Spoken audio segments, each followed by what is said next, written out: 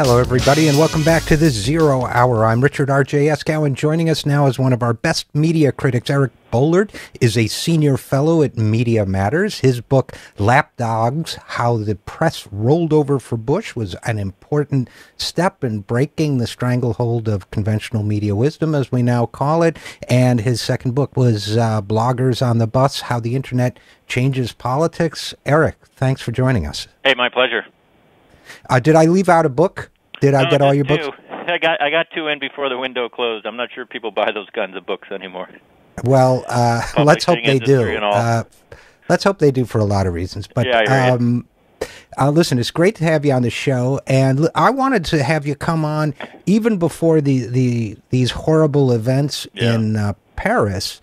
I had already wanted to have you come on because you'd written a couple great pieces on the double standard in coverage of terror, depending on the ethnicity and or religion of the person involved in committing the terror. So I guess that's it. Almost seems prescient now. But before we get into the two pieces you wrote, which were excellent, one in December and one in early January, has anything struck you in particular about the coverage of this Paris tragedy? Well, I mean, I think it's been generally excellent, and then there's Fox. So, I think CNN deserves credit. I think, the New York Times deserves credit. This is what happens when you have robust resources, you're serious about news gathering, you have people around the world, you can tell a story that's, in breaking in real time. I mean, the Times can do that online, and CNN obviously does it on TV, and, and MSNBC and PBS. And so, it's been, I think, the coverage has been good. There's always, in the fog of war, there's always some facts that maybe, they're getting breaking information from authorities, so they're not, I'm sure they haven't gotten everything right. But like the Boston coverage, I think this coverage has been excellent. It's put things in context. It's keep people up to date. They've had relatively interesting people with insights in terms of what's going on. But as I said in the beginning, and then there's Fox, which is kind of certainly at night anyway, is kind of this Islamophobic sewer. And why won't Muslims condemn terrorism? And why didn't Barack Obama call this Islamic terrorism? And, they play sort of these semantic games and things. And they have blamed Hillary. They have blamed Obama. They have blamed Mayor de Blasio. They have blamed anyone they can think of. Shockingly, they spend a very little time, less time as you would think on Fox, blaming the actual killers, and spend a lot of their time focusing on domestic Democrats and trying to figure out how they let this happen 3,000 miles away. And there seems to be a broader narrative in the Fox alternate universe that says that liberals are somehow to blame, that right. Because we don't support, like Ann Coulter, the indiscriminate, bombing of all Muslims and the forced conversion of their leaders to Christianity, which was her famous comment. Yeah, right. That therefore it's our fault that this happened. Right, and what did she say right from the beginning, right after the first, the bloody attack on the magazine? She said, she blamed the French. She said, "You reap what you sow." So she, the immigration policy was to blame, and you can't have Muslims living alongside Christians. It's not possible, et cetera, et cetera. And so and on Fox, the liberals sort of this massive, all-consuming straw man is that Democrats and the media are afraid to offend not just Muslims, but Muslim terrorists. Barack Obama doesn't want to upset cold-blooded killers who blow people up because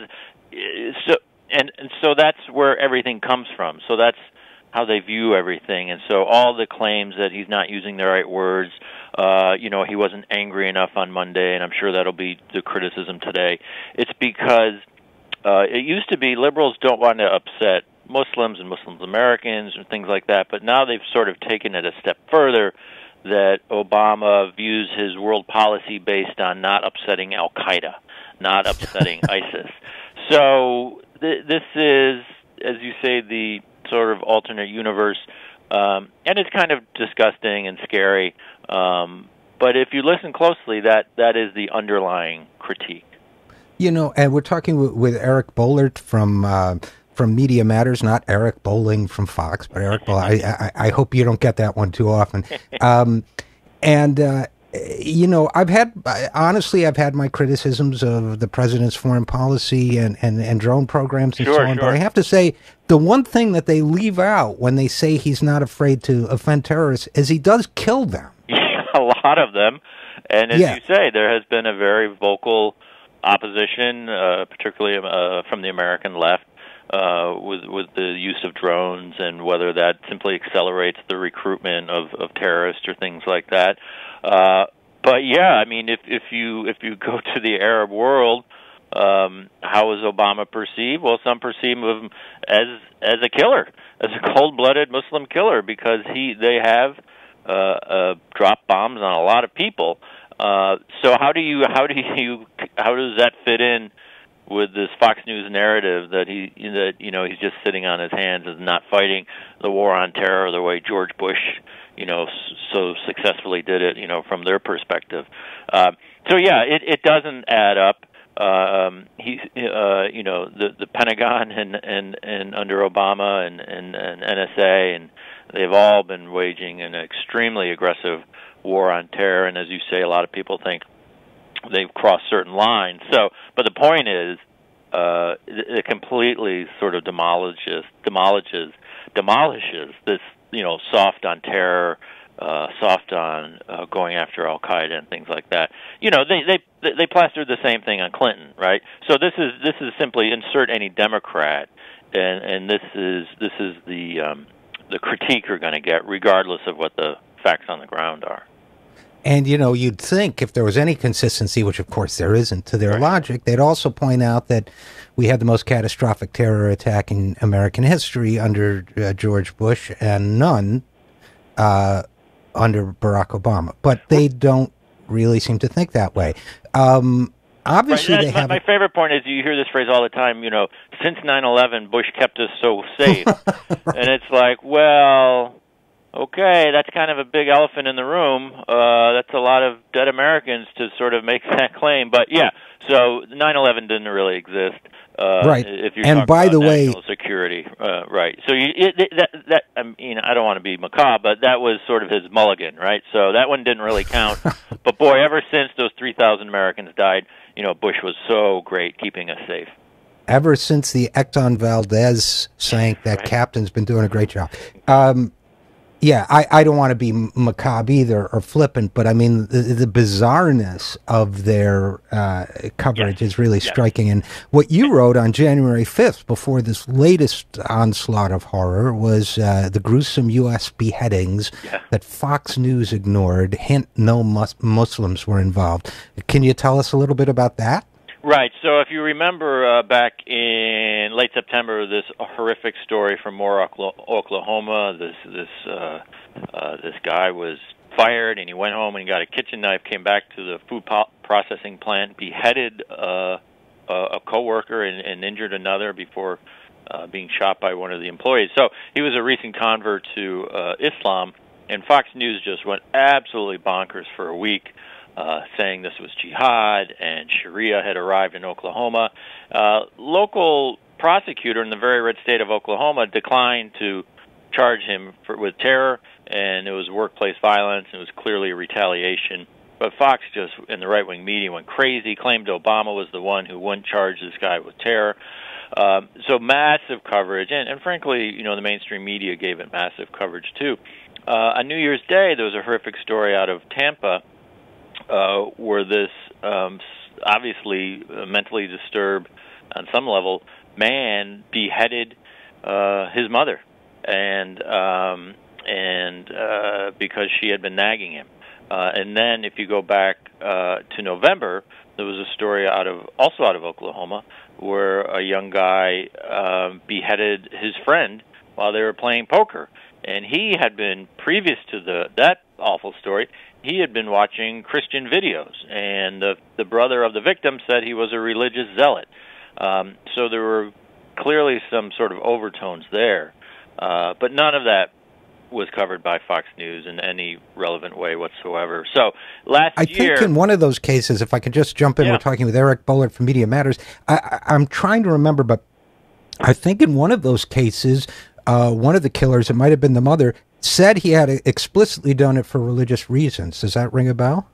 Well, there was concern in the second Oklahoma case where the Christian, quote unquote, Christian zealot, and again it was either his roommate or the victim's brother, talking about religious beliefs, and this guy had fought with the victim before because he had strong Christian beliefs, and he felt like this victim was practicing witchcraft and things like that. But none of that mattered. It was just a sort of an awful isolated incident. But with the Moore, Oklahoma story, the simple physical fact of a beheading meant that it almost automatically had to be tied to ISIS and jihad and things like that. But it turns out the physical act of beheading only is news if the person doing it in America is a Muslim. Well, it reminds me somehow of all the stories about female genital mutilation in Muslim countries, ignoring the fact that in that part of the world, the Horn of Africa, that practice is just as prevalent in Christian countries. So, and I guess the question is, we're going to have to take a break in a minute, but, it seems, as you were saying earlier, it seems to me that the other CNN and NBC and so on have actually gotten better over time at handling something like the Charlie Hebdo case. I mean, you had what I felt was an outlier on CNN of Don Lemon asking that whole incident, asking a Muslim attorney if he supported ISIS. I think that was, I almost give him put him in a category by himself. But that aside, it seems like the networks, except Fox, are getting better. And I think one of the things that might be interesting for us to talk about when we get back is why Fox does what it does, and maybe talk also a little bit about this new Congress. But you also wrote about the killing of police officers. Yeah. It seems.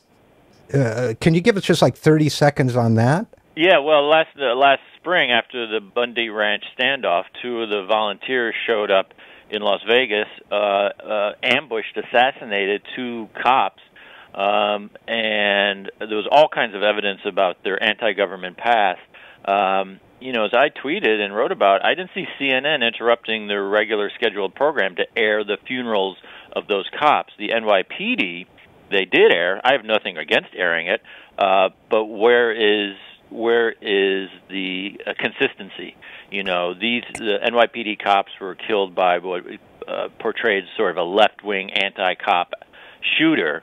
And that was major news because the Republican Party wanted it to be major news.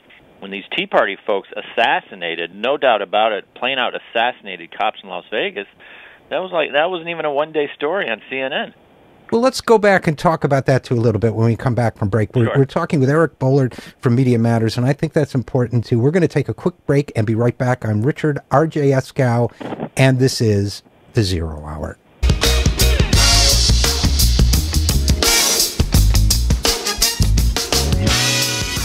And we are back on this Zero Hour. I am Richard RJ Eskow, and we are talking with Eric Boehlert, Senior Fellow at Media Matters and author of the books Lapdogs and Bloggers on the Bus, about the uneven coverage of different forms of terrorism and or what might be religiously related violence. And Eric, before we went to break, you were telling us a little bit about the fact that, when, for example, somebody killed police officers in New York and seemed to associate it with the protests against police violence towards African Americans communities, that got enormous coverage everywhere. But when two followers of Cliven Bundy, or participants in his demonstration, clearly targeted and assassinated police officers, which, by the way, seems to be a common tactic on the far right. Yes. It got virtually no coverage, even from CNN. Why? First of all, did I summarize it correctly? And secondly, absolutely. And I think one of the reasons is, look, there's a bias for New York City. If something happens in New York City, it's bigger news. But more importantly, I think within minutes, if not hours, if not minutes, within that tragic shooting in New York City, we had just a laundry list of Republican, Rudy Giuliani, former Governor Pataki, et cetera, coming out, blaming the Democratic mayor, saying he had blood on his hands, and things like this. The Republican Party instantly politicized the NYPD killing. The right-wing media instantly politicized the right-wing media killing, blaming Mayor de Blasio, claiming his rhetoric, literally forced this crazed gunman to shoot the cops. Granted, these are people who, certainly since the day Obama was inaugurated and for decades before, have argued stridently that rhetoric never leads to violence. What Glenn Beck says never leads anyone to violence. What Rush Limbaugh says never. When Bill O'Reilly taunts a healthcare provider, calls him a baby killer, that had nothing to do with the fact that someone then killed that doctor in church. So for years, the right-wing mantra is, "Hey, leave rhetoric alone. You're foolish to suggest that prompts people to do killing, deadly things." So they flipped the script within a matter of minutes in the NYPD and announced this rather mild, vague rhetoric that Mayor de Blasio had used regarding the NYPD was to blame. So they immediately blew it up, and one of the viruses within the D.C. press and the national press, certainly under Obama, has been the abdication of the news cycle. And the abdication is whatever the Republicans are angry about, that's what we're going to cover as news. And the angrier they are, the bigger the news story. And so that's what happened with the NYPD killing. Again, it's a huge story. It's a big story. I wasn't quite sure why 9 days later, CNN cared about what is now basically a contract negotiation between. The NYPD doesn't have a contract. They want a better contract out of City Hall. And as Jim Dwyer in the New York Times reports today, you'd be foolish not to see the connection between turning their back on the mayor and NYPD wanting a sweeter contract. So I wasn't sure why 9 days later, CNN, and I use CNN as for the mainstream media in general, why they were treating this dispute between a local mayor and the cops as this big national sweeping story. Well, it's because the Republican Party wanted them to, and the right-wing media wanted them to, so they did it. Well, it's a great point. And by the way, somebody also made the great point that one presumes that Fox News and Rudy Giuliani will now be supporting all public workers in their union battles against city administrations, even if they engage in an illegal work slowdown. Well, a couple of things I tweeted. I said, you imagine if Fox News treated the New York City treated teacher unions like the way it treats police unions. And I also said, you imagine the right-wing media freak out if New York City school teachers showed up to school and then refused to teach all day because they're mad at the mayor. You're right, Eric. It was you. It was I didn't remember. You, Eric Boehlert, were the genius who I was thinking of. I ought to have you on the show sometime. But that was a brilliant point, and I think it speaks to the ultimate hypocrisy, and it also speaks to the challenge that that the sane segment of our political society faces, which is when that kind of, and by the way, as you know, police officers demonstrated against Rudy Giuliani. They demonstrated against Michael Bloomberg, two Republican mayors. So, but they're capitalizing on this routine kind of discontent from a, kind of rough bunch of guys in certain ways to, who play hardball at negotiation time. Oh, they absolutely do. If you go back to months before the Dinkins-Giuliani, this is ancient memory for most people, the Dinkins-Giuliani mayoral campaign in '93, NYPD, the Benevolent Association, led by the same Pat Lynch, staged what the New York Times called a riot at City Hall. Drunken cops climbing over barriers. They took over the Brooklyn Bridge. It was mayhem. Because they were so angry at David Dinkins, and this was right before the election, and Giuliani, essentially staged or cheered on the whole thing. So, yeah, surprise, there's a history in New York City of Republicans using the cops for political advantage. And again, none. I didn't see any of that in sort of the national coverage. And again, I was scratching my head. Not on the days when the funerals were happening, and not on on the days when the killings took place. Obviously, those were breaking news events. But the endless coverage in between. I mean, why are we not covering, the Dallas mayor's relationship with the teachers union? I mean, why was this elevated? Because Republicans wanted it to be, and so the press did it. So, and this is, and we haven't even gotten back to the issue of the violence itself, and the fact that, you have a Fox News political movement, political party that wants a strong central national security state and also encourages certain people to speak about violent insurrection against the government in a kind of Tea Party format, and looks the other way when some members of that movement, who they have lionized and idealized, like Clive and Bundy, if some of their followers or hangers-on actually commit murder of first responders and so on, that doesn't seem to matter. Isn't it really scary when you think about it? It is, and there's another example that was in the news, in the mountains of Pennsylvania around Halloween. This anti-government gun nut laid in wait outside of the state trooper barracks, shot one state trooper, killed a state trooper, shot another, disappeared into the mountains for, I think it was a 45-day manhunt. They finally caught him, and he was in court last week, and they read an email they sent to his parents talking about how he wanted to spark a revolution, he wanted to change the government, and he was going to fight for the lost liberties that the Americans have suffered. Hello. This fits a pattern.